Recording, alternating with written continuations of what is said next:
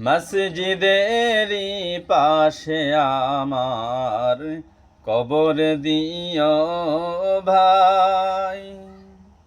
কত ফরহেজগার খোদা নবীজির উম্মত মসজিদে করে রে ভাই কোরআন তেলাওয়াত। কত ফরহেজগার খোদা নবীজির উম্মত মসজিদে করে রে ভাই কোরআন তেলাওয়াত।